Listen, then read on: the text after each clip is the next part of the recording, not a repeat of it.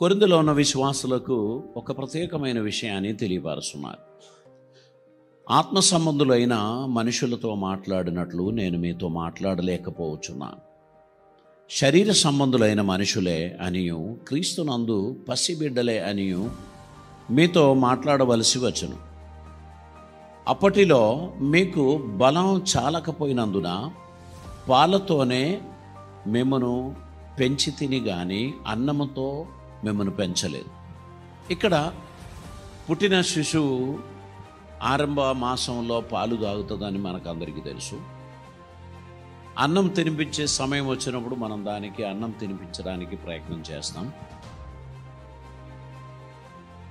తర్వాత ఆ కుమారుడు లేక కుమార్తె స్వయంగా తినేటువంటి సమయం వచ్చినప్పుడు మనం అలా తినడానికి మనం ప్రోత్సాహనం చేస్తాం.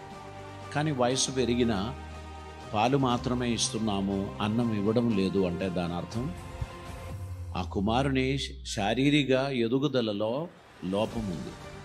దానికి మనం ఏమంటాం, కొంచెం స్లోగా పెరుగుతున్నాడు, ఆయన కొంచెం స్లోగా ఉన్నాడు అని మనం అంటాం.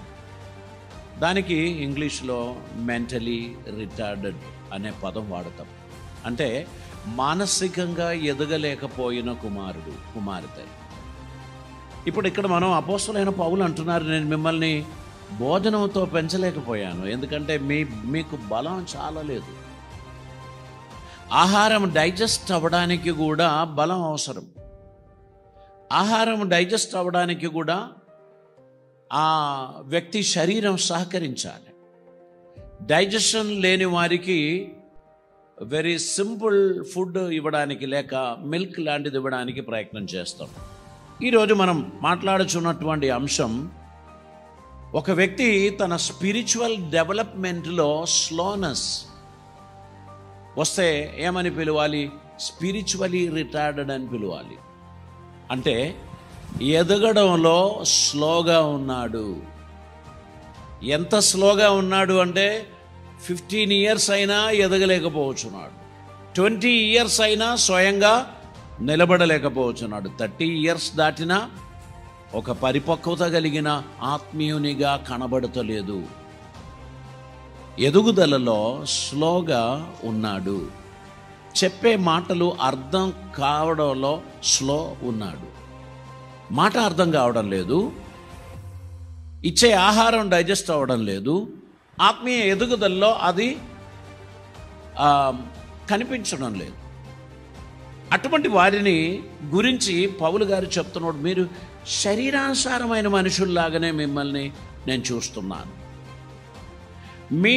మీరు ఇంకనూ శరీర సంబంధులై ఉండుట వలన ఇప్పుడునూ మీరు బలహీనులై ఉన్నారు. ఒక చిన్న మాట వింటే వెంటనే భయపడిపోతారు, ధైర్యం కోల్పోతారు, అసూయ విడిచిపెట్టలేదు. ఒకరి ఎదుగుదల చూచి ఓర్చుకోలేకపోతున్నారు, ఒకరి అభివృద్ధిని చూచి ఆనందించలేకపోతున్నారు. ఇవన్నీ కూడా స్పిరిచువలీ రిటార్డెడ్ పర్సనాలిటీస్. మీరు ఇంకొకరి అభివృద్ధిని చూచి మీరు అసూయపడుతున్నారా?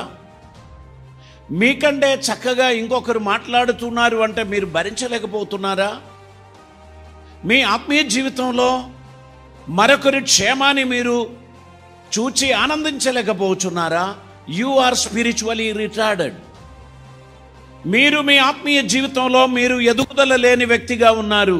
మీరు ఇంకనూ శరీర సంబంధమైన విషయములను గురించి ఆలోచిస్తున్నారు. మీలో పోటీతత్వం ఉందా? మీలో క్షమించరాని మనసుందా?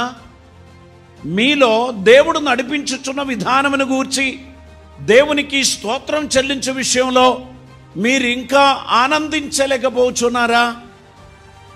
ప్రతి ఒక్కరిని గూర్చి దేవుడు ఆశించినటువంటి రీతిగా మనం ఎదగలేకపోతున్నామా?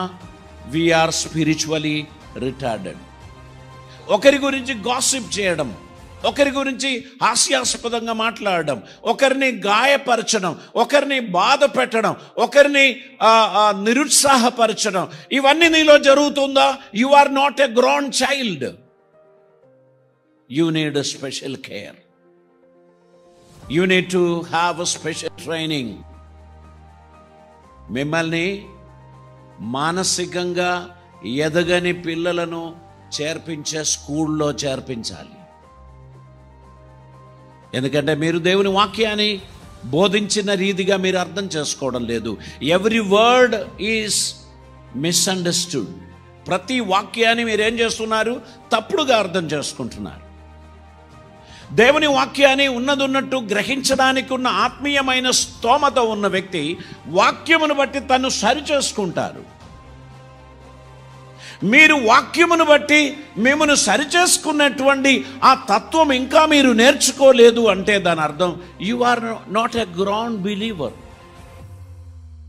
మీరు ఇంకా ఆ పాలు మాత్రమే త్రాగడానికి ఆశించుచున్న ఒక పసిబిడ్డలా మీరున్నారు అని పౌలు గారు కొరింథీ సంఘస్థులను హెచ్చరిస్తూ మాట్లాడుచున్నట్లు మనం పరిశుద్ధ వాక్యంలో చూస్తున్నాం. మన ఆత్మీయ జీవితం దేవుని కృపలో ఎదగాలని, దేవుడు మన గురించి ఆశించిన కార్యములన్నీ మన జీవితంలో నెరవేరాలని మన జీవితాన్ని మనం ప్రభు సన్నిధిలో సమర్పించాల్సినటువంటి అవసరత ఉంది.